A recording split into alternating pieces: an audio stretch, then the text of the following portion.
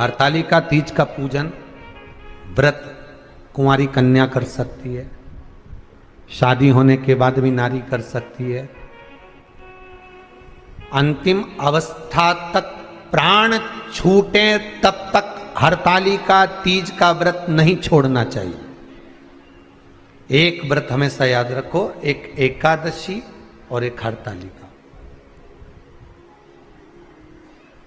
हाँ, इतना जरूर है, ज्यादा शरीर बेकार हो गया, बुढ़ापा आ गया, शरीर नहीं साथ दे रहा, तो कुछ फल खा लो, कुछ चाय दूध जूस आप लेकर कर लो। इतना भी नहीं बने, शरीर बहुत ही बेकार हो गया, तो आप एक समय फल का फलहार धारण कर लो, ठीक है।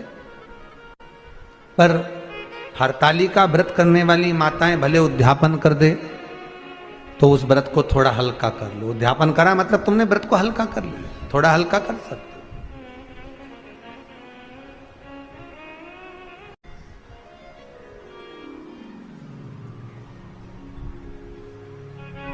हरतालिका तीज का जो व्रत का उद्यापन करते हैं उसमें 5 चीज रखते हैं ना, 5 कपड़े स्त्री के, 5 कपड़े पुरुष के, 5 तरह का अनाज, 5 तरह का फलहार, 5 तरह का फल। तो 5 तरह का जो फल रखाता है हरतालिका तीज के उद्यापन में, दुनिया के लोग उस 5 तरह के फल को केला गिन ले, पपीता गिन ले, मौसम्बी गिन ले, और अनार गिन ले, संतरा गिन ले, सब कुछ गिन लेते हैं, पर उस 5 तरह के फल में धतूरे को नहीं गिनते। पर शिव कथा में वर्णन आता है, हरतालिका तीज के उद्यापन में लिखा हुआ है, सबसे पहले 5 फल अगर गिनना है तो उसमें पहले धतूरे को गिनो, क्योंकि शंकर को वो प्रिय होता है, शंकर उसको स्वीकार कर लेता है। और धतूरा शंकर भगवान को क्यों चढ़ाया जाता है उसका प्रसंग आपको पहले भी कहा, आज फिर कहते हैं। धतूरा जब हम भगवान शंकर को समर्पित करते हैं तो हमारा कोई कार्य अटक रहा होता है, जिस कार्य को बार बार एग्जाम में बैठ रहे हो, बार बार परेशान हो रहा है, बार बार इंटरव्यू देने जा रहे हो, नहीं हो रहा, एक बार धतूरे को हृदय से भगवान को प्रेम से, करुणा सागर मेरे शंकर को दिल से एक बार वो धतूरा भगवान से विनती कर कर उसको चढ़ाओ तो सही, भगवान तुम्हारा कार्य सफल कर देगा। पर दिल से चढ़ाना, हृदय। हरतालिका तीज की पूजन करने वाले को चाहिए कि बालू का, मिट्टी का शिवलिंग बनाना चाहिए। फुलेरा जो बनाया गया है ऊपर शंकर जी के ऊपर लटकाने के लिए, टांगने के लिए, उसके नीचे शिव पार्वती गणेश जी की सुंदर बालू की मूर्ति बना लेना चाहिए, पार्थिव लिंग का निर्माण कर लेना चाहिए। शिव की आराधना करना चाहिए।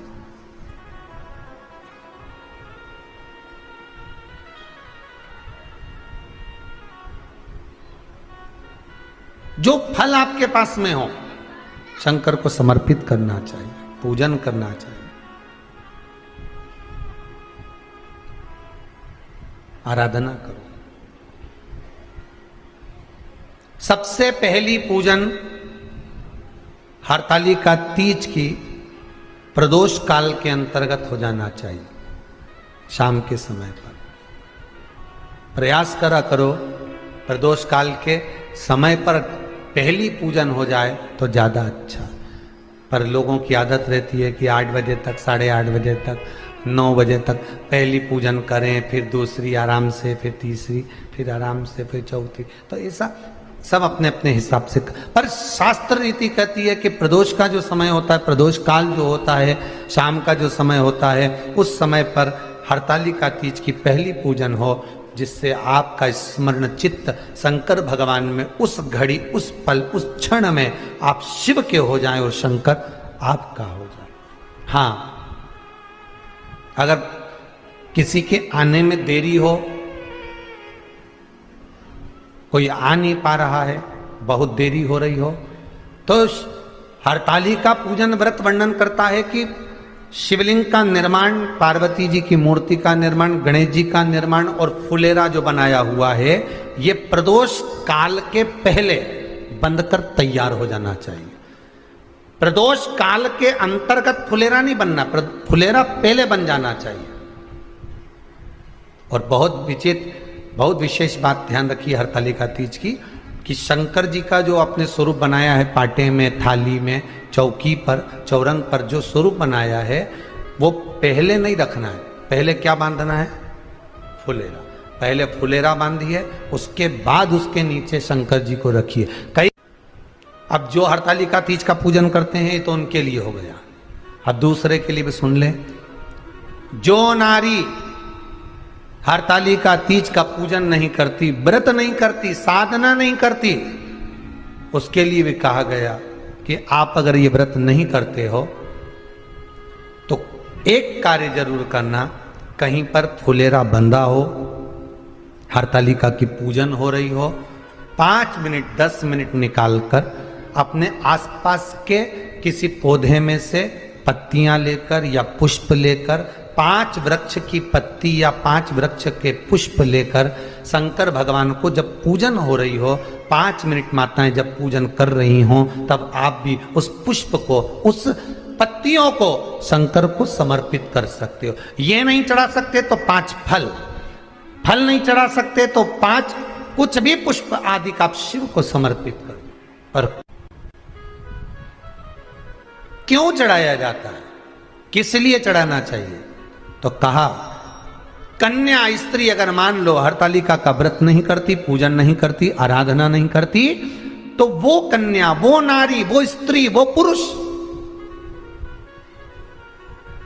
कार्य तो बहुत करेगा, दुकान भी 4 चलाएगा, व्यापार भी बढ़ाएगा, पर संपदा को जोड़ नहीं पाएगा। 1 रुपए कमाएगा, 1.25 रुपए खर्च वाला काम चलेगा। हस्त नक्षत्र में जो तृतीया पड़ती है, हस्त नक्षत्र के अंतर्गत जो तृतीया का महत्व कहा गया है, वो संपदा को बढ़ाती है, मनोकामना को पूर्ण करती है। इस नक्षत्र के अंतर्गत जो तृतीया आती है वो मनोकामना को पूर्ण कर कर चली जाती है। इसलिए शिव की आराधना के लिए प्रथम माने। हस्त नक्षत्र में किया गया दान, हस्त नक्षत्र के अंतर्गत तृतीया के दिन किया गया पुण्य, हस्त नक्षत्र में तृतीया के दिन किया गया श्रृंगार, हस्त नक्षत्र में तृतीया के दिन करा गया अपना सुंदर सिंदूरा, भगवान का आनंद, 5 तरह के वस्त्र, 5 तरह के स्त्री के वस्त्र, पुरुष के वस्त्र, 5 तरह का फल, 5 तरह का अनाज, ब्राह्मण को बुलाकर ब्राह्मणी के साथ आप या तो ब्राह्मण से उद्यापन करवाएं या फिर आप स्वयं भी करते हैं तो शिव को समर्पित करके ब्राह्मण और ब्राह्मणी को भोजन कराकर वो भाग प्रदान करें। यही हरतालिका तीज के उद्यापन का वर्णन आता है। सुंदर भाव से हरतालिका माता आप सभी की मनोकामना पूर्ण करे। हर हर महादेव।